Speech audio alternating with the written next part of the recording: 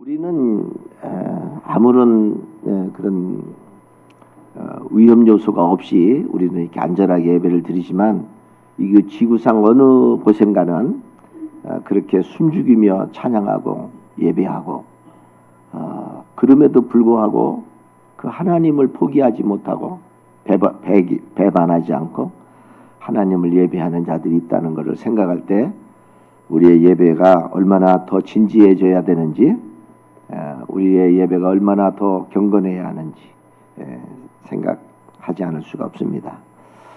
의학의 아버지라고 하는 히포크라테스는 인생은 짧고 예수는 길다 고 말했습니다.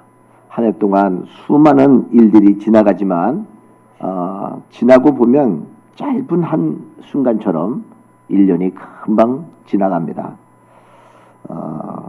1년 전 송구영신 예배 드린 때가 엊그제 같은데 오늘 저녁 그런 송구영신 예배를 우리는 또 드리게 됩니다.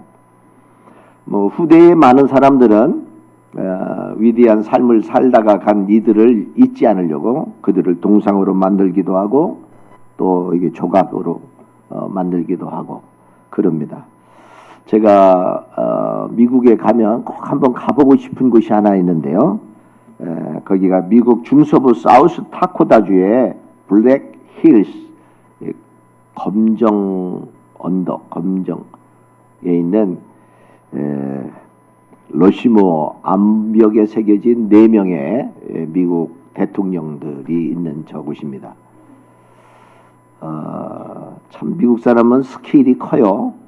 저 사람 얼굴 하나가 18m고 이 코 길이가 6m나 되는 거대한, 저기서 깎아내린 돌만 해도 50톤이 넘었다고 그러죠. 거기에 가면은 왼쪽부터 워싱턴, 제퍼슨, 또 링컨, 그리고 루즈벨트 4명의 얼굴이 조각되어 있는데 거친 보글럼이라는 사람이 60세에 저 조각을 시작했다고 그래요. 그래서 50년 후에 제막식을 했고 1941년도에 이 저 보슐럼은 저거를 완성 못하고 죽었어요. 근데 그 아들 이름이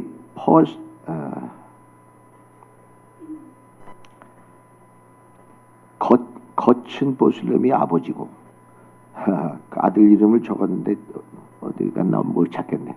하여튼 보슐럼이에요. 에브런 보슐럼이니까 뭐 하여튼 근데 그 아들이 저 작업을 완성했다 그래요. 4가지 미국의 상징적인 것을 나타냈는데 건국, 파운딩, 성장, 글로스, 보존, 플레서베이션, 발전, 디벨롭먼트 4가지를 상징했다 그래요. 워싱턴은 독립전쟁을 일으켜서 미국을 독립시킨 대통령이고, 제퍼슨은 독립선언서를, 또 링컨은 남북전쟁으로 노예의 해방을, 그리고 루즈벨트는 미국의 경제공황을 극복하고 세계의 중심에 우뚝 서게 한 20세기에 가장 세계의 중심된 나라로 세운 사람이 루즈벨트라. 그래서 4명의 대통령을 새겼다고 그럽니다. 구약에는 많은 위대한 인물이 있는데 오늘 이 시편 90편은 시편이 150편이 있는데 그 중에 단 하나 이 90편만 모세가 기록한 유일한 시가 이 시편 90편입니다. 모세는 출생부터 파란반장한 삶 속에서 태어났어요. 태어날 때 노예의 집안에서 태어났어요. 그런데 그것도 자유롭게 태어난 게 아니라 애굽의 노예로 있던 히브리 민족은 얼마나 이 출산율이 높은지 애굽 사람들이 이대로 놔뒀다가는 이 사람들이 다 우리를 잠식할 것이다. 그래서 산파들에게 명령을 내려서 남자아이면 죽이고 여자아이면 살려두라 그랬어요. 근데 산파가 볼 때 이 히브리 민족이 특별한 민족이라는 걸 알았어요. 하나님이 이들을 지키시고 보호하는 민족이다 하는 걸 알고 그 아이들을 살려주지 않았습니다. 왜 죽이지 않았냐? 히브리 여자들은 얼마나 건강한지 우리가 가서 도와주려면 이미 자출산을 해버렸기 때문에 우리가 죽일 수가 없었다고 그랬습니다. 출애굽기 1장 21절에 보면 하나님은 하나님의 사람들을 이 뒤에서 간접적으로 돕는 이 산파들을 복주어서 흥왕케 했다는 기록이 있습니다. 이 모세의 부모는 더 이상 이 아기를 울음소리가 워낙 우렁차니까 숨길 수가 없어서 석 달 기르다가 이 아이를 갈대 상자에 역청을 발라서 나일강에 띄웠습니다. 그리고 그의 누나 미리암을 뒤쫓아가게 했는데 마침 애굽에 공주가 목욕하러 왔다가 아기 울음소리를 듣고 그 아이를 데려다가 자기의 아들로 삼습니다. 무능한 듯하게 출애굽기에는 표시되어 있지만은 사도행전 7장에 보면 모세는 애굽의 학문과 무예의 말과 행사가 능한 사람이다 이렇게 기록되었어요. 또 모세 영화 같은 데를 보면 모세는 백말 타고 막 원정 나가가지고 애굽의 장군으로 아주 대단한 영향력을 끼치는 그런 지도자였습니다. 차세대 왕권을 차지할 수 있는 아주 유능한 정치인이고 지도자였습니다. 어느 날 자기 동족이 너무나 핍박받고 어려움 당하는 것을 구해야 되겠다는 생각으로 애굽 병사를 하나 때려서 그 자리에서 죽여가지고 물에 파묻을 만큼 그는 힘도 있는 사람이고, 근데 정적이 그걸 보고 이제는 나도 죽게 생겼구나. 그래서 그 길로 미디안 광야로 도망을 갑니다. 정처 없이 도망가다가 미디안의 제사장 만나가지고 그 집에 사위가 돼요. 그래서 40년간 왕년에 그 화려했던 능력과 그리고 권세를 지니던 모세는 아주 초라한 목동으로 전략해서 40년간을 양치는 목동으로 삽니다. 나이가 80이 되던 어느 날 하나님이 떨기나무에서 불붙은 모습으로 하나님의 음성이 들리는데 모세야 네가 네 민족을 구원해라 그럽니다.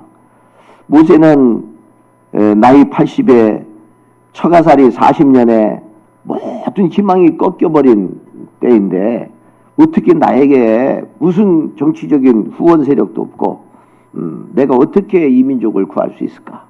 그때 하나님이 들려주신 말씀이 내 손에 든 게 뭐냐? 그래서 손에 든 지팡이를 내던졌더니 뱀이 되고 그 지팡이를 다시 잡았더니 뱀을 잡았더니 지팡이가 되었다.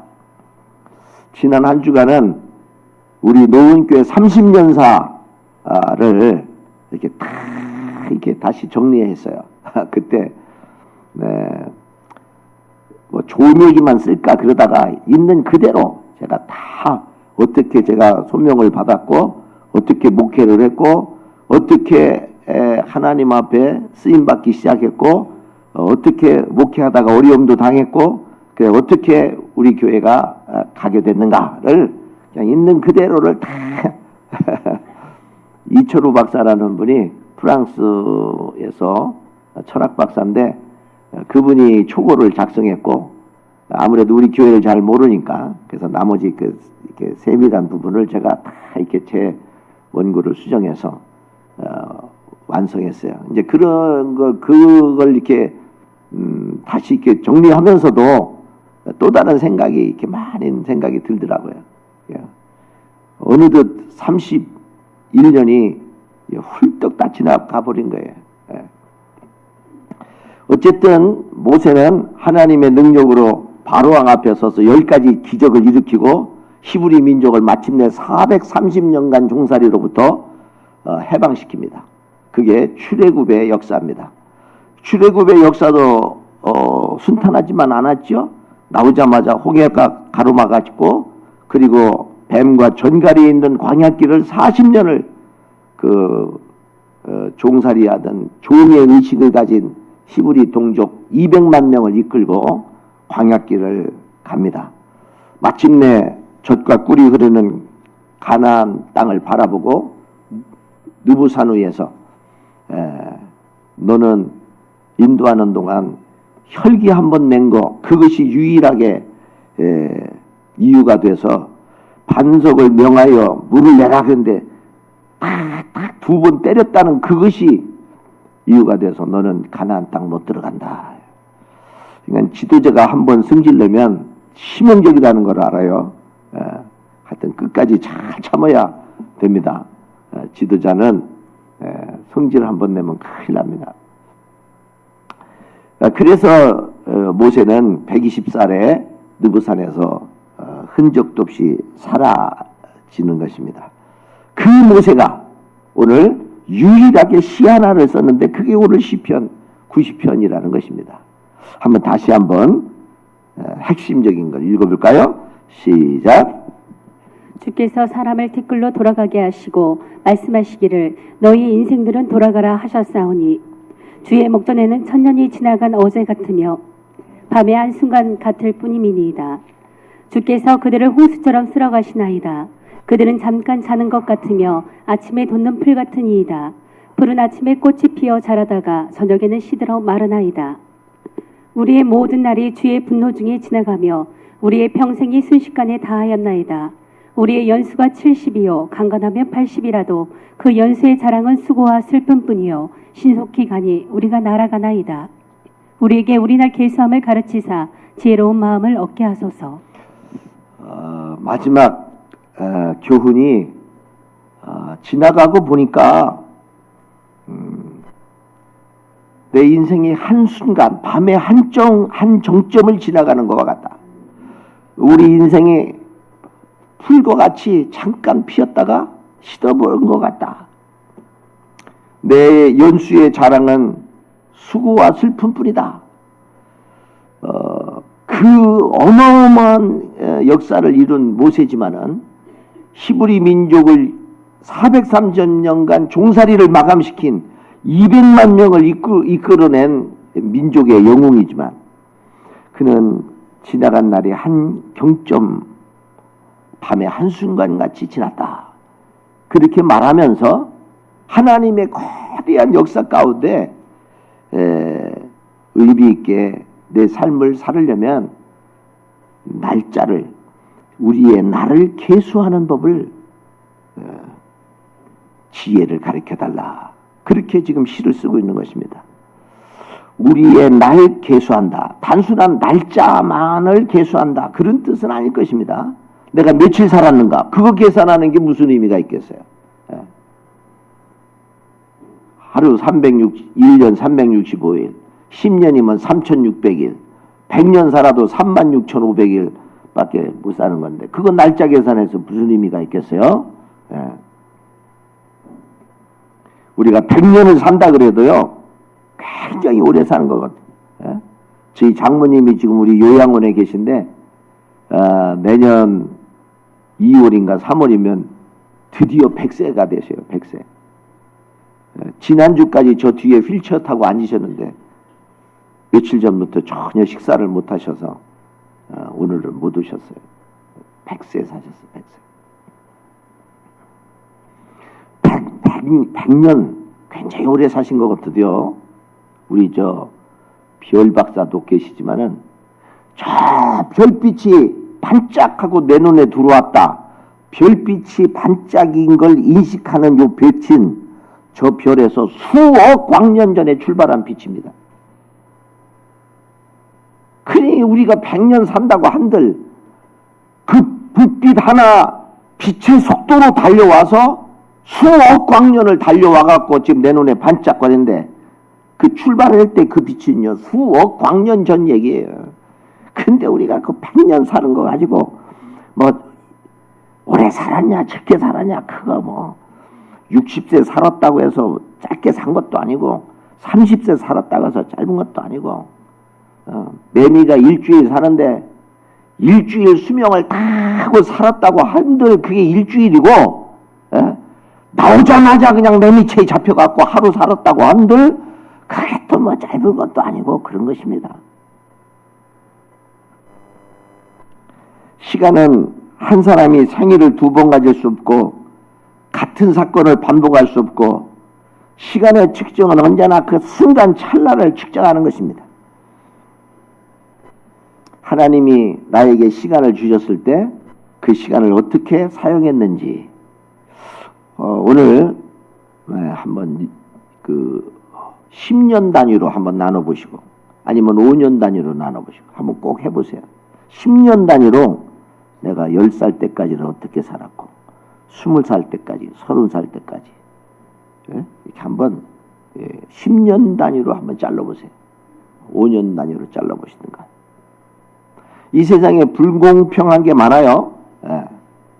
어떤 사람은 부잣집 자식으로 태어나고 부모 잘 만나고 어떤 집은 평생을 가난한 집에 대물림하면서 가난 속에서 태어나고 어떤 집안은 가문이 있고 어떤 집안은 부잣것없고 어떤 사람은 IQ가 좋게 태어나고 어떤 사람은 IQ가 좀 나쁘게 태어나고 자기가 뭐 노력해서 되는 게 아니잖아요.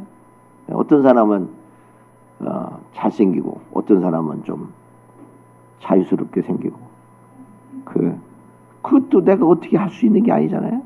그런데요 아주 공평한 게 하나 있는데 권력을 가진 사람도 24시간이고 힘이 없고 연약한 사람 무식한 사람도 24시간이고 너는 무식하니까 23시간만 가져라. 너는 힘이 있으니까 25시간 가져라. 그러질 않아요. 아주 공평한 게 하나 있는데 그게 시간이에요. 사람들은 돈을 잃어버리거나 물건을 잃어버리면 야단 법석을 떨고 또 많은 돈 잃어버리면 경찰을 부르고 신고까지 하는데 많은 사람들이 이 한 번 지나가면 다시는 찾을 수도 없는 이 시간은 정지시킬 수도 없고 저장할 수도 없고 연장할 수도 없고 이 고귀한 시간을 그냥 흘러버리는 것에 대해서 아무런 죄책감도 안 갖고 또 아쉬움도 안 갖고 그렇게 지나가는 것입니다. 그래서 성경은 세월을 아껴라 때가 악하다 그랬습니다. 세월을 아끼라 이 말은 돈을 주고 시간을 사라 그런 의미가 있어요. 그냥 시간을 쪼개 써라 그런 단순한 그런 말이 아니고 언젠가 우리가 병상에 누워있을 때 하나님께서 내가 준 고귀한 시간들을 너는 어떻게 보내냐 이렇게 물으실 것입니다. 그때 주님 부족하지만 나름대로 최선을 다해서 살았습니다. 나의 달려갈 길을 다 마치고 사도 바울의 고백처럼 최선을 다해서 달려온 우리의 삶을 보고할 수 있어야겠습니다. 시간 낭비하고 그냥 그렇게 시간을 흘려보내면 하나님이 주신 그 고귀한 시간을 우리는 헛되이 보내는 것입니다. 너희의 나를 계수하라 할 때는 그런 시간적인 개념도 있고 또 하나는 우리의 인간관계 우리에게 나를 주시는 동안 나와 함께 만났던 사람 또 하나님에 대해서 이 관계성을 한번 계수해 볼 필요가 있습니다.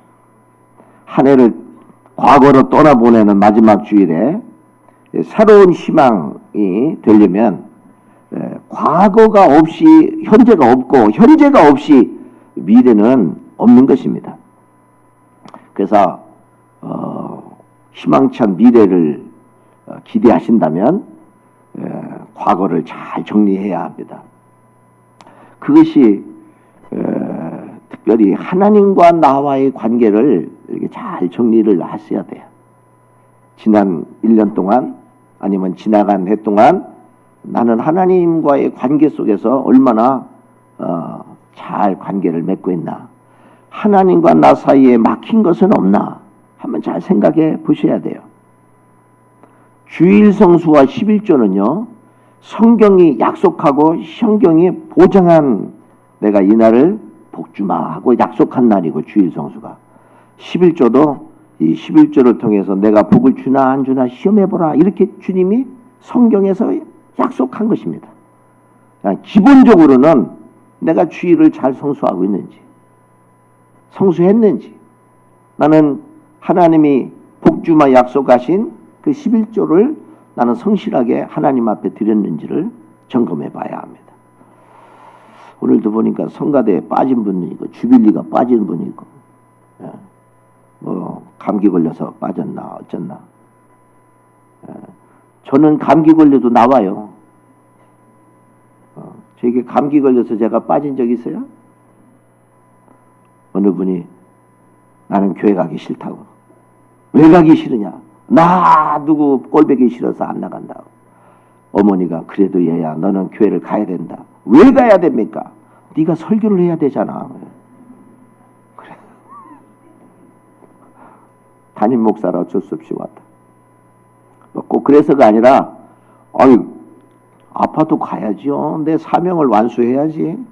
그렇게 뭐 조금만 이유가 있으면 주일 성수 안 하고 빠지고 조금만 이유가 있으면 그렇게 뭐 이렇게 저렇게 11조 또 안 하고 그러면 하나님이 복을 주시겠어요? 하나님이 복 주겠다 약속하는 건데. 그래서 하나님과 나와 막힌 것이 없어야 돼요. 신통이 되면 인통이 되고 인통이 되면 물통이 된다 그런 말이 있어요.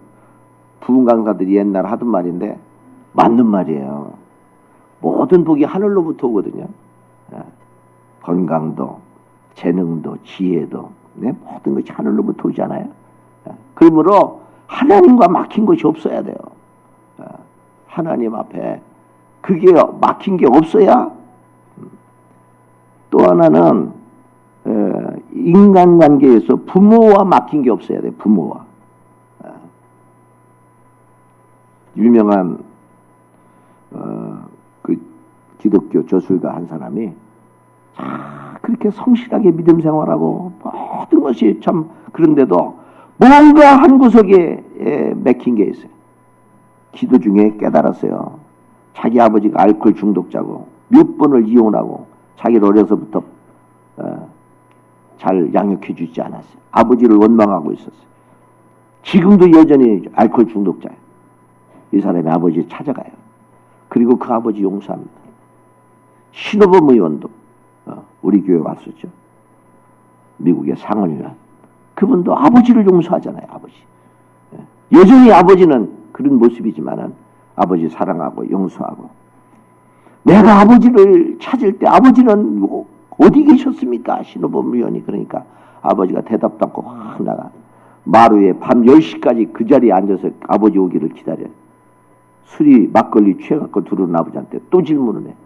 내가 아버지를 필요로 할 때 아버지는 어디 계셨습니까? 그 질문 자체가 미국식이죠.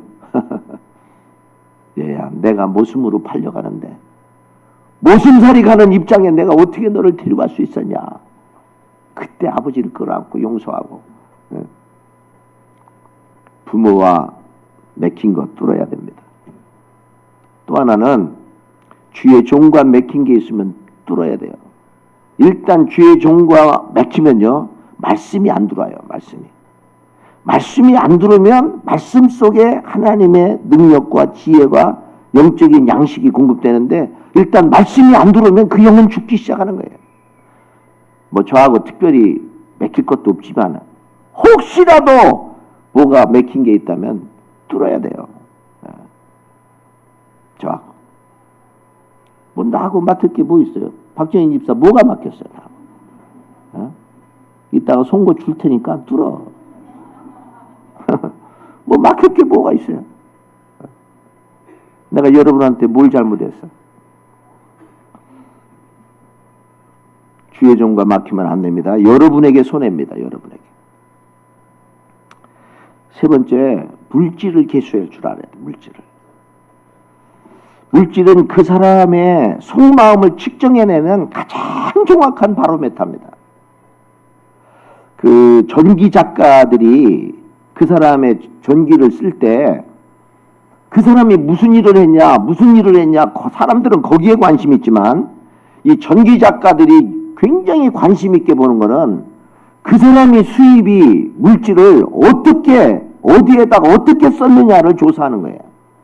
가장 정확합니다. 여러분의 수입을 몇 프로를 어디에 썼는가도 오늘 가만히 한번 집에 돌아가서 한번 계산해 보셔. 나는 이 물질에 흥청망청 유흥비로는 몇 프로 썼나? 옷 사고 그냥 나 사치하는 데는 몇 프로 썼나? 의식주에는 몇 프로 썼나? 하나님을 위해서는 몇 프로 썼나? 남을 위해서는 몇 프로 썼나? 한번 생각해 보세요. 계산해 보고 정확합니다. 아주 가장 정확한 거예요. 물질이 우리의 마음이 다 그곳에 있기 때문에 그 사람의 물질이 어떻게 쓰여졌나를 보면 그 사람의 됨됨이가 그대로 드러나는 거예요. 겉으로는 뭐 점잖은 것 같아도 이 돈 씀씀이가 아주 인색하고 자기 중심적인 사람은 그 숨길 수가 없는 거예요. 그거는. 하나님은요 이스라엘 백성들에게 가젖과 꿀이 흐르는 가나안 땅에 들어가면 이런 풍요가 있을 것이다. 그런데 꼭 기억할 게 하나 있다. 그러면서 명심을 하도록 한 말씀이 신명기 8장 10절이에요. 한번 볼까요? 시작. 내가 먹어서 배부르고 아름다운 집을 짓고 거주하게 되며 내 소와 양이 번성하며 내 은금이 증식되며 내 소유가 다 풍부하게 될 때에 내 마음이 교만하여 내 하나님 여호와를 잊어버릴까 염려하노라. 그러나 내가 마음에 이르기를 내 능력과 내 손의 힘으로 내가 이 재물을 얻었다 말할 것이다. 내 하나님 여호와를 기억하라. 그가 내게 재물을 얻을 능력을 주셨음이라. 내가 얼마를 벌었든지 간에 적든 많든 간에 이 자리에 여기까지 있는 것이 하나님의 은혜다. 그거 여러분 인정하십니까? 재물만 아니라 나의 가정도, 내 사업도, 건강도, 내 자녀도, 우리 교회도, 이 나라도 하나님이 우리를 지켜주셨고 하나님의 은혜로 이 자리에 있다는 것을 여러분 인정하십니까? 그것이 인정이 안 되면 그냥 내가 잘나서 다 살았다고 생각하는 거죠. 그러니까 가젖과 꿀이 흐르는 가나안 땅에 도착해서 이 모든 소유가 내 실력이고 내 능력이다고 그렇게 말하지 말라는 거예요. 내 마음이 교만하여 내 하나님 여호와를 잊어버릴까 염려하노라. 이렇게 된 것은 다 이거 내 실력이지, 내 능력이지, 다 내가 잘해서 그렇지. 어려움이 한번 닥치면 그 말이 쏙 들어갑니다. 이게 내 실력이 아니었구나. 이게 라디오에서 들은 유머인데요. 변기에 돈이 빠졌어요. 돈 10원짜리가 빠질 때 한문으로 네 글자로 사자성어라 그러잖아요. 사자성어. 10원짜리가 변기에 빠졌어. 그러면 수수방관. 500원짜리가 빠졌다. 자포자기. 1000원짜리가 빠졌다. 우왕좌왕. 5000원짜리가 빠졌다. 안절부절. 10,000원짜리가 빠졌다. 이판사판. 50,000원짜리가 빠졌다. 입수준비. 100,000원짜리가 빠졌다. 사생결단. 100만원짜리 수표가 빠졌다. 근데 사자성어가 있는지 없는지 모르는데 경상도 말로 뽀사삔다. 변기에 남편이 빠졌다. 물 내린다.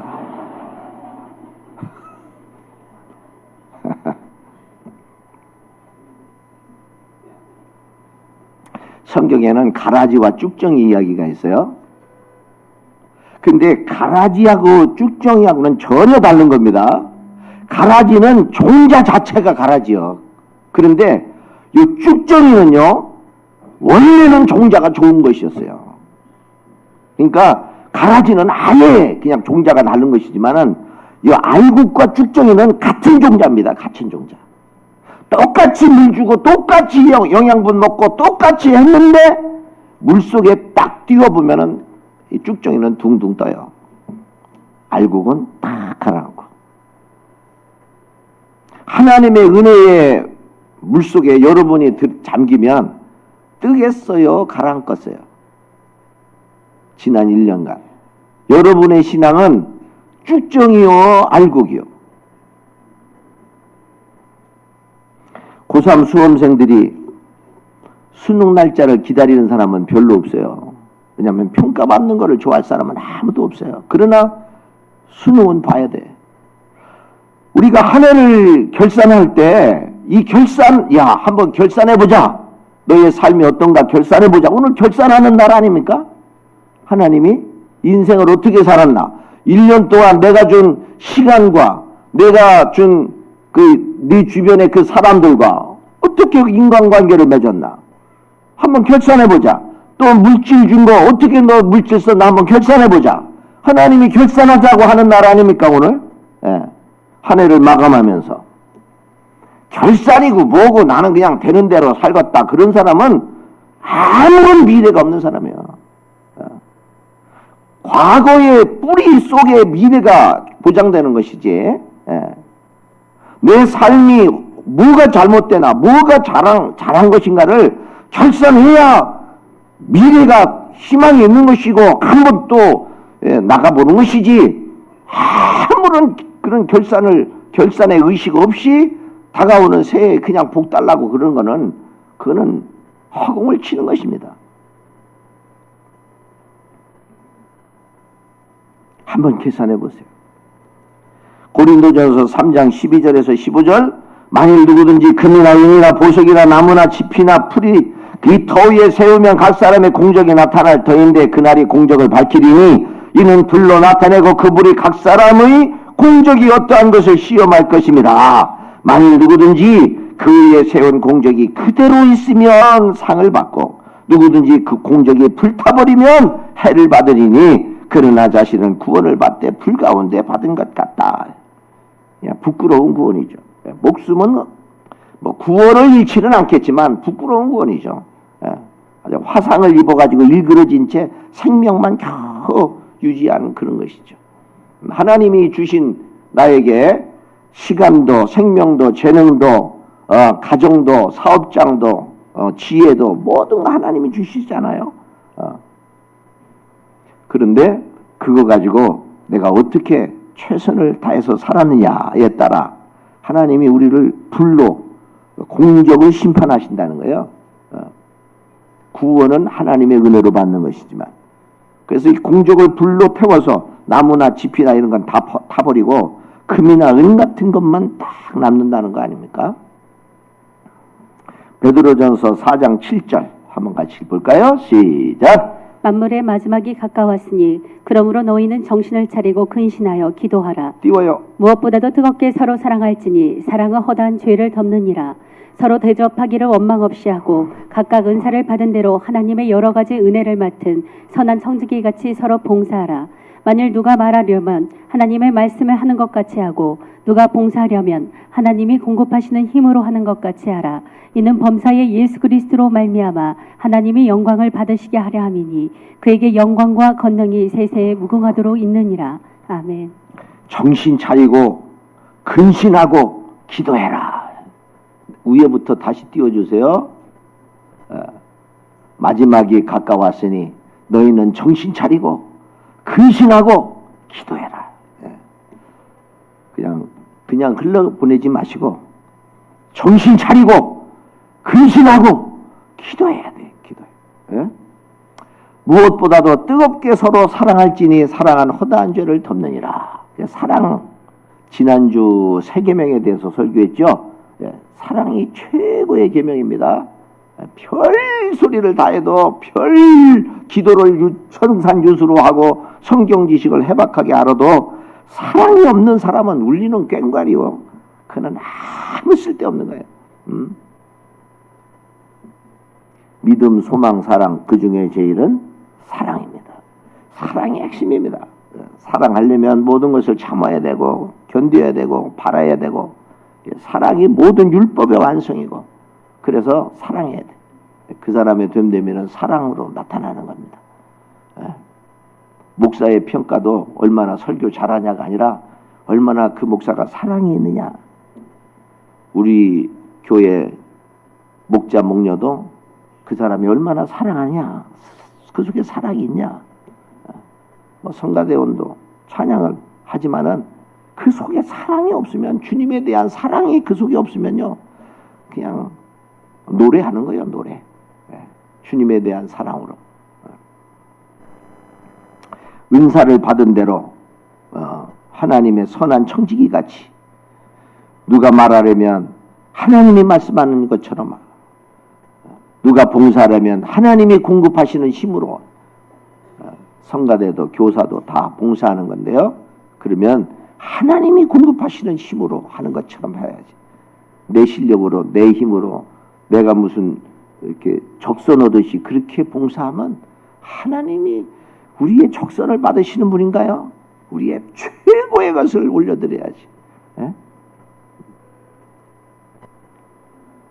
달란트 비유에서 결산하는 종들의 모습은 오늘 마지막 주일을 보내는 우리에게 꼭 필요한 모습입니다. 하나님 앞에서 항상 결산하는 자세를 가져야 합니다. 그리고 끝맺음을 잘해야 되는 것입니다. 이 끝맺음은 새로운 시작을 의미하기 때문에 그래요. 어떤 사람은 맨 처음에 사귈 때는 굉장히 좋은데 헤어질 때 아주 지저분하게 헤어지는 사람이 있어요. 교회를 떠나는 것도 마찬가지예요. 아주 올 때는 뭐 이런데 떠날 때는 아주 지저분하게 어지럽히고 떠나는 사람이 있어요. 그런 사람은 단순히 교회만 아니라 오늘 직장도 마찬가지예요. 내가 있던 직장을 부득이 떠난다 할지라도 정말 내 뒷모습이 아름다워야 되는 것입니다. 인간관계도 누구를 만났다가 헤어질 때도 친구 간에도 모든 인간관계의 그의 참모습은 뒷모습입니다. 뒷모습이 아름다워야 돼요. 뒷모습이. 오늘 아침에 우리 집사람이 새벽 기도를 나가려고 이렇게 가는데 그냥 앞에만 빗었는가 봐. 뒤에가 이렇게 새 집이 하나 졌더라니까. 여보 뒷머리 좀 빗어야겠네. 내가 뒷모습이 멋있어야 됩니다. 아무리 비싼 옷도요, 마지막 그 마감을 잘못하고 뭐 실밥이 틀어졌다거나 뭐 단추가 그러면 비품이에요. 그거는. 명품은요 마지막 마무리까지 깔끔하게 돼 있어야 그게 명품이 인생이에요. 우리 인생도 마찬가지죠. 누구를 만나든 내 뒷모습이 깔끔하고 딱 그래야지. 그 사람 그러면 나한테 돈 떼먹고 도망간 사람 뭐 이렇게 나한테 욕하고 도망간 사람 뭐 이렇게 기억되면 안 되는 것입니다. 누구를 만나도 어디서든지 한 해도 마찬가지입니다. 마라톤도 오늘 저녁에 송구영 신예배 그런 말씀 좀 드릴 텐데요. 막 정신없이 마라톤을 뛰었는데 42.195인데 40km 지점에서 푹 주저앉아 버리면 이제까지 뛴 거 헛수고요. 우리나라 나는 쇼트트랙 보면요 아주 그 박진감이 있어요. 아유 어떻게 뒤에 천천히 이렇게 가다가 마지막 한 바퀴 반 남기고 우리 선수들이 어떻게 그걸 잘하나 몰라. 그 유럽의 큰 사람들을 제치고 막 그 스포트가요 막 차고 나가는 게 대단해요. 대단해. 그 전 무슨 여자 선수는 KT에서 요즘 선전하는 모델이던데 아예 짧은 거리는 뭐 탐색 허구 자시구가 없어요. 그러니까 스포트가 좋아야 된대. 그냥 얼음판을 막 팍팍 파이도록 그냥 쫙 빠져나가는 거예요. 그냥 부딪힐 것도 없고 그냥 막 쫙. 그거 보다 보면 나도 괜히 몸을 이렇게 같이 이렇게 막 같이 나도 이렇게 이야 잘 돈다 이거 막. 다 잘 돌다가 마지막에 팍 미끄러져가지고 벽에 부딪히는 거 봐요. 마지막에 멋있어야 됩니다. 이 마지막 주의를 잘 하나님 앞에 오늘 잘 오신 거예요. 잘 오신 거예요. 그래서 하나님이 주신 시간을 나는 어떻게 하나님이 주신 하나님과 나와의 관계, 하나님이 주신 내 주변의 사람들과의 관계 어떤가? 또 물질은 나는 어떻게 하나님이 주신 물질을 어떻게 나는 쓰고 있는가? 참 뒷정리를 어떻게 해야 되나요? 과거의 영광에 집착하면 안 돼요. 설령 내가 뭘 성공했다고 해도 나는 무익한 종이라 마땅히 해야 할 일을 한 것뿐입니다. 바울이 말한 것처럼 그렇게 겸손하게 해야 하나님이 더 큰 일을 맡기시는 것입니다. 지나온 과거 실수 실패 그것도 잊어야 합니다.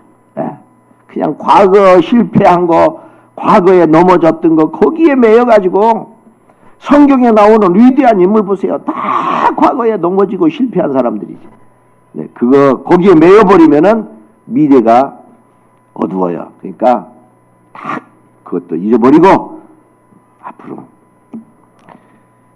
영국 속담에 쏟아진 우유에 대해 슬퍼해도 소용이 없다 그런 말이 있는데요. 맞는 말이죠. 세 번째, 내 주변의 사람 원망, 미움 이런 거 정리해야 됩니다. 미움 여전히 갖고 있은 채 나가면 안 됩니다. 설교 직전에 마귀가 나를 또 막 이렇게 괴롭히더라고요. 뭐를 괴롭혔냐면 우리 집 거실은 단창이야. 이중창이 아니고 이게 좀 추워요. 그래서 두꺼운 커튼으로 딱 이렇게 쳐놓는데 하여간 우리 집 사람은 그냥 활딱활딱 다 열어. 아니 그러면 오늘 날이 춥네 그러면서 활짝 열어. 그래서 내가 아니 왜 이 커튼을 제끼냐. 춥다고 하면서. 여름이라면 내가 상관 안 하는데 겨울에. 이 한 가지 사건으로 17년째 싸우고 있어요. 안 고쳐져. 내가 포기를 해야 되나. 그래서 내가 마지막 설교 이렇게 원고를 보면서 여보 오늘 겉옷 입지 마라 당신은. 뭔 뜻인지 알아들었나 모르겠어. 왜 커튼을 이렇게 활짝활짝 여는지 난 정말 이해가 안 돼. 근데 작은 거 하나인데도요 그게 마음이 자꾸 이렇게 불편해지려고 그래. 이것 때문에 설교가 또 이렇게 지장을 받으면 안 되지. 그래서 그냥 싹 잊어버렸어요. 그냥 열어 제껴 괜찮아. 열어 제껴. 얼어 죽든지 말든지 그냥 얼어 제껴버려.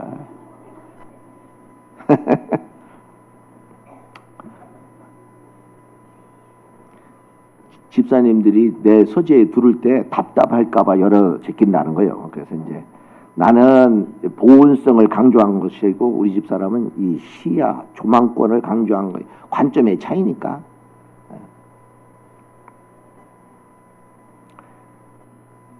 네 번째, 나의 약점과 불리한 조건도 잊어야 됩니다. 그래서 나의 형편이 별로 나아지지 못한 채 여전히 고통스러운 모습인 채 이날을 맞이했다 할지라도 여러분 병든 자녀에게 부모의 사랑은 집중한 거예요. 내가 힘들고 어렵고 가난하고 병들고 그러면 하나님의 시선이 집중한다는 걸 아셔야 돼. 하나님이 나를 더 집중해서 나를 지키시고 보호하시겠구나.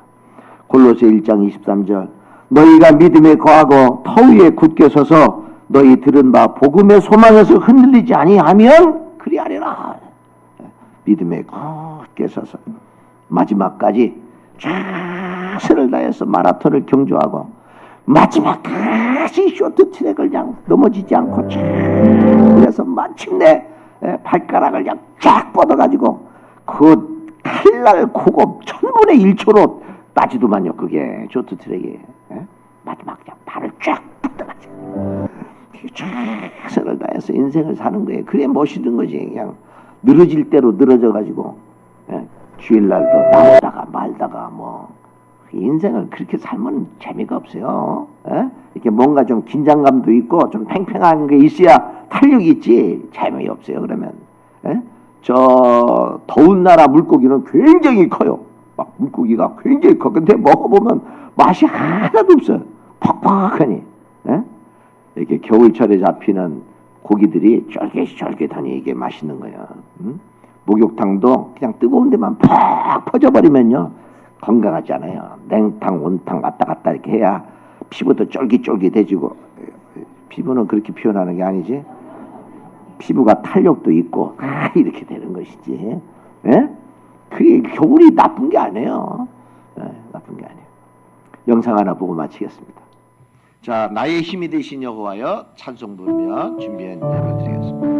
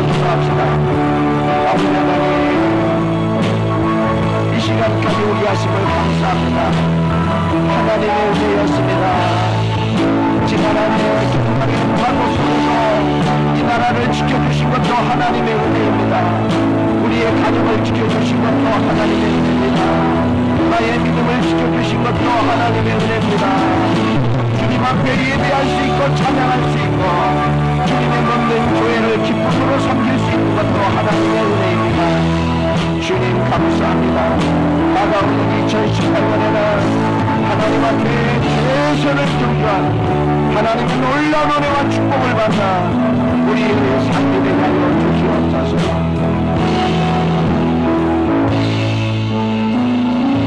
이제는 우리 주 예수 그리스도의 은혜와 아버지 하나님의 지극하신 사랑하심과 성령님 내주교통 충만하심이 마지막 주일 예배를 드리고 하나님 앞에 감사하는 사랑하는 성도들의 심령 위에 이제부터 영원토록 함께 하시기를 간절히 축원하옵나이다. 아멘.